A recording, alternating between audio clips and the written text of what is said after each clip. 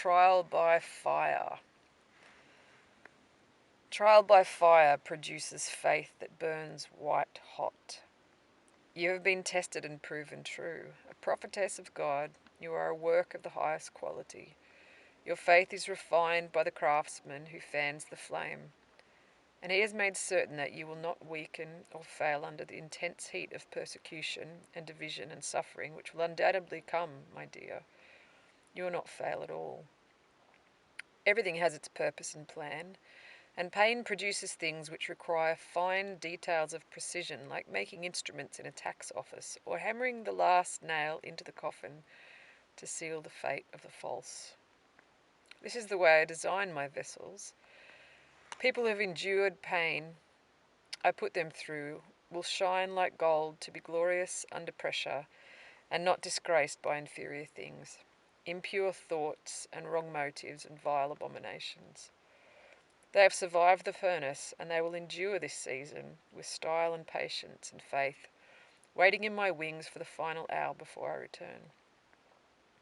They will see the triumphant procession of the King leading the people who have stayed awake on watch from the enemy camps into battle and the last harvest. Some will be warriors, and others born to serve like you, my dear. Some were once slaves, a class of servant or a supervisor, or an engineer, and others will be led forth from the office of evangelist and teacher into this assault. I have my ways, and I have all the men and women I require at my disposal already. And yet you say, how could this be? I tell you, wait and see what I can do.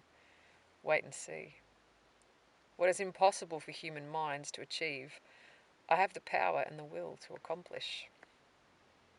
I can do it all with the sword of my word. Like the prophets of old said, they are slain in battle by the sword. Dead men who forsake the covenant will be condemned in the realm of the Spirit to perish apart from their God and King.